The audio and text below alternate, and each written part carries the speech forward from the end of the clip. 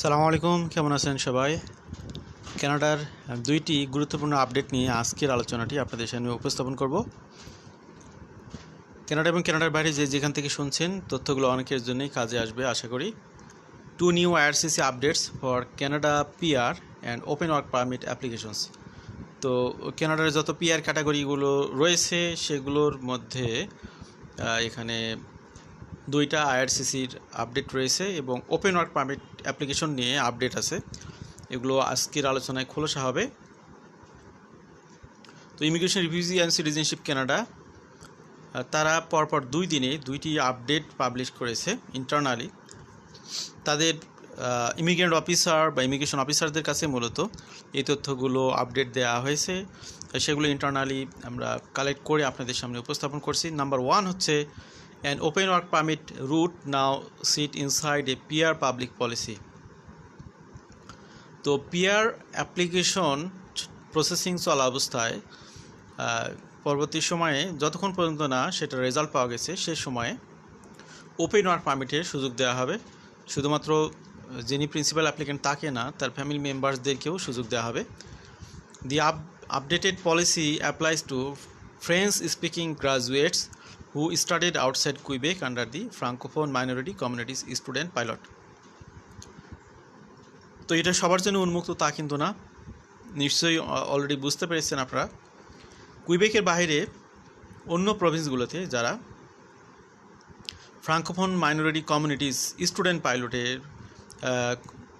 Course complete করবেন, তাদের পড়াশোনা পরবর্তী সময়ে সহজেই এখানে পিআরএ কনভার্টের সুযোগটা তারা দিবে। তো এই পিআরএ কনভার্ট হওয়ার আগ পর্যন্ত ওপেন ওয়ার্ক পারমিটের একটা সুযোগ তারা দিচ্ছে। That pilot was first introduce August 2024, আর 2024 সালের অগাস্টে এই পাইলটটা প্রথম চালু হয়। আর এখানে একটা বিশেষ সুবিধা তারা দিবে। আপনারা জানেন যে ফ্রেঞ্চ ল্যাঙ্গুয়েজের এক্সটেনশনের জন্য গভর্নমেন্ট অনেক পদক্ষেপ নিচ্ছে, তারই একটি পার্ট হিসেবে এখানে কাজ করতেছে এই পদক্ষেপটি। ইমিগ্রেশন মিনিস্টার লিনিয়া দিয়াপ তিনি মূলত এই ঘোষণাটি দিয়েছিলেন রিপ্লেসমেন্ট পলিসির 25শে জুনে। সেটা এক মাস পরে কার্যকর করেছে তারা। The policy took effect on the date of signature, এবং এটা 2032 সালের 30শে নভেম্বর পর্যন্ত কার্যকরী থাকবে।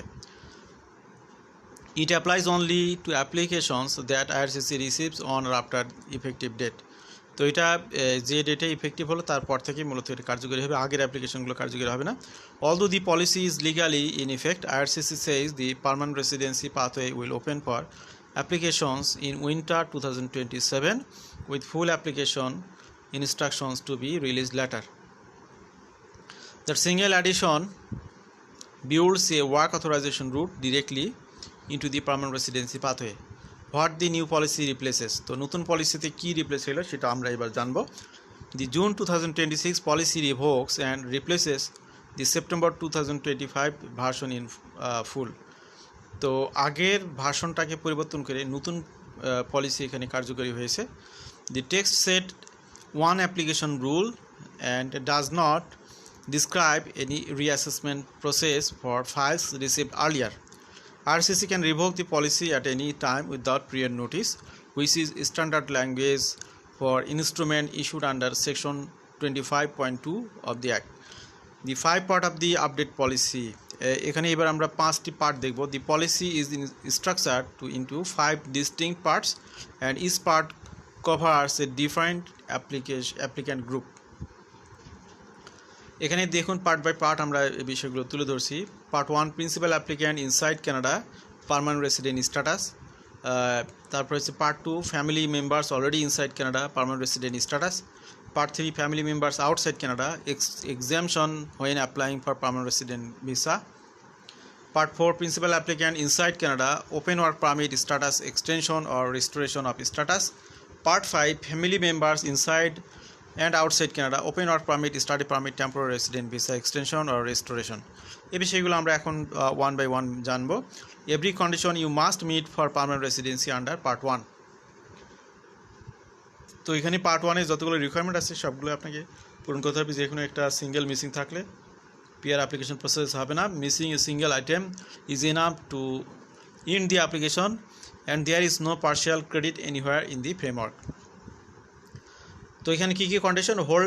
held study permit issued as a principal applicant under the pilot, তো এখানে যে পাইলট অর্থাৎ ফ্রাঙ্কোফোন কমিউনিটি পাইলট সেটার অধীনে একজন স্টুডেন্ট হিসেবে আপনার এখানে জার্নিটা শুরু হবে। Submit permanent residency application specifically under this public policy. তো এই ফ্রাঙ্কোফোন মাইনরিটি বা কমিউনিটি স্টুডেন্টদেরকে যে পিআরের একটা গেটওয়ে দেওয়া হচ্ছে, সেটার অধীনেই তারা মূলত এখানে আবেদন করবে। Complete every requirement of a full time program before ICC receive that application. Ensure the program run at least 2 years and led to a degree or diploma. তো যে ফ্রাঙ্কোফোন মাইনরিটি কমিউনিটি প্রোগ্রামে এখানে স্টুডেন্টরা এখানে পড়াশোনার জন্য আসবে।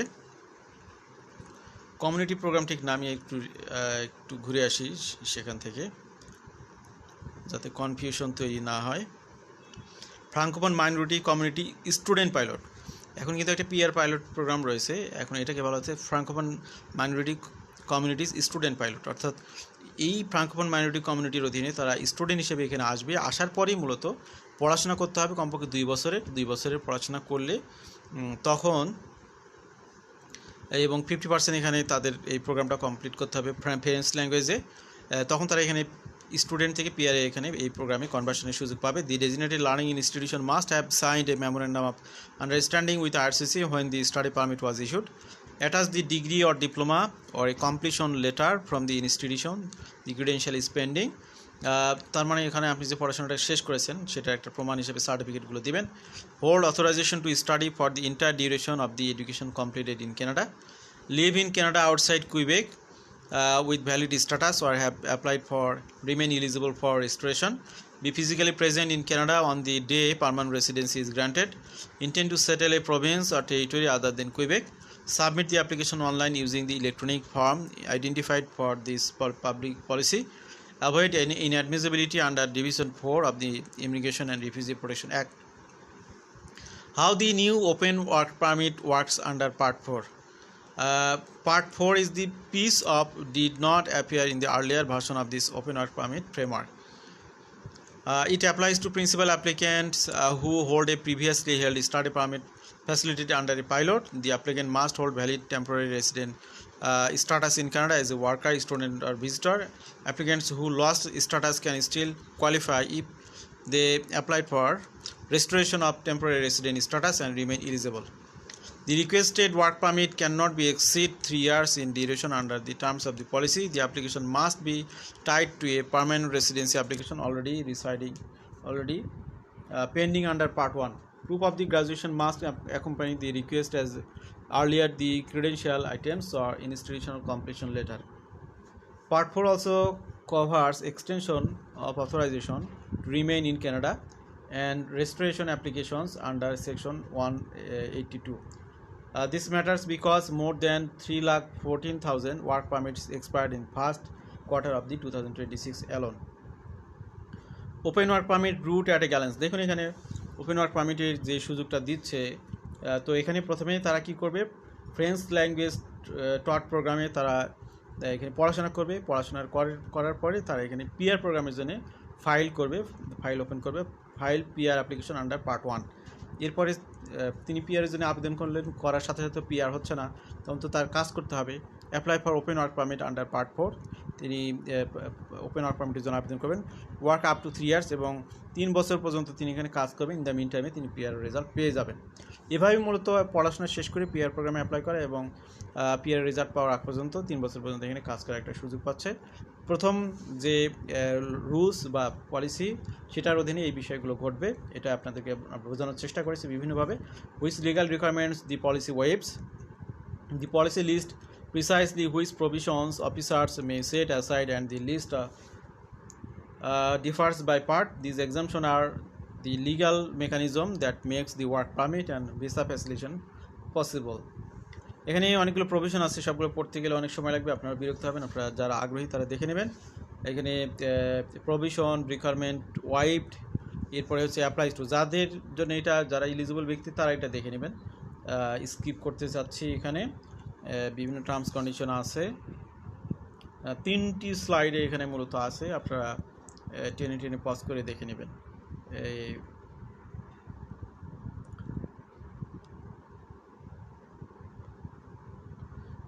এই প্রোগ্রামটা নিয়ে মূলত আরও বিস্তারিত এখানে দেওয়া হয়েছে। What changes for family members inside or outside Canada সেটা এখানে মেনশন করা আছে। বিস্তারিত আমি পড়তে যাচ্ছি না, এইটা আপনারা দেখে নেবেন। আমি পরের পলিসিটাতে চলে যাব।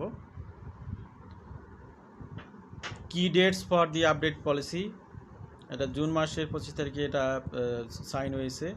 তারপরে জুলাই থেকে 21 জুলাইটি পাবলিশ হয়েছে এবং এটা 2032 সালের 30 নভেম্বর পর্যন্ত কার্যকর থাকবে।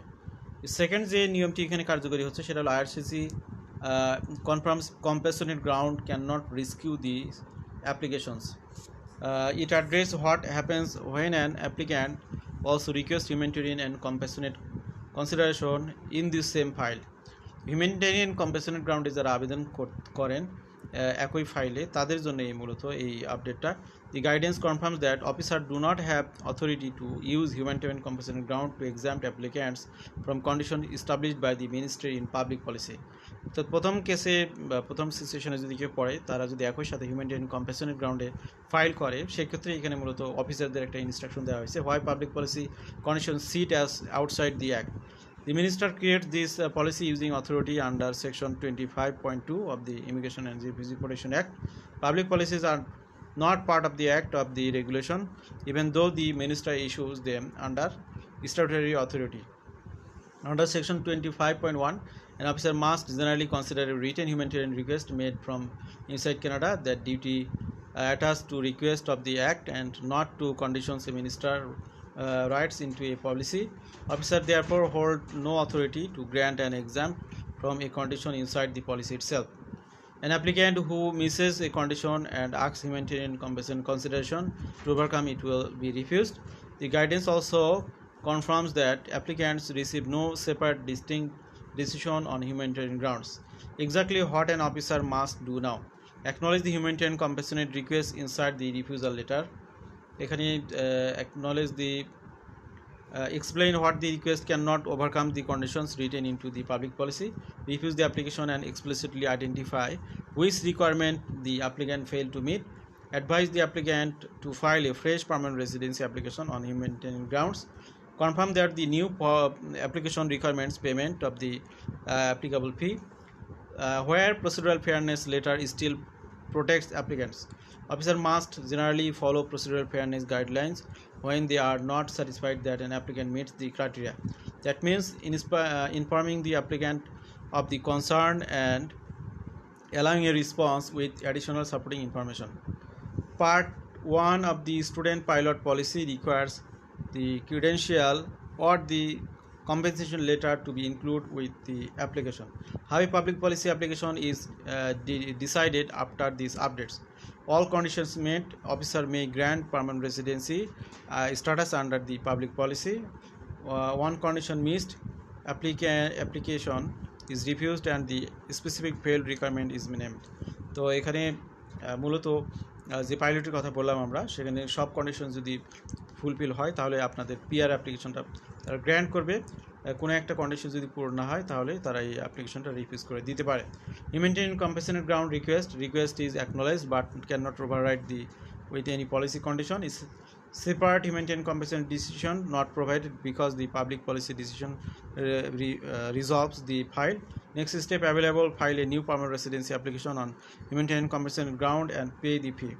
মোট কথা হলো একই সাথে দুইটি পিআর প্রোগ্রামে অ্যাপ্লাই করা যাবে না, অর্থাৎ যে চলমান রানিং পাইলট সেটার সাথে হিউম্যানিটেরিয়ান গ্রাউন্ডে অ্যাপ্লাই করা যাবে না। কেউ যদি প্রথম প্রোগ্রামে অর্থাৎ এই যে পাইলট প্রোগ্রাম সেখানে যদি কেউ ফেল করে পিআর পেতে, তাহলে তিনি পরবর্তীতে হিউম্যানিটেরিয়ান কম্প্যাশন গ্রাউন্ডে ফাইল করতে পারবেন, ওপেন করতে পারবেন। Summary of the RCC updates on July 21 and 22.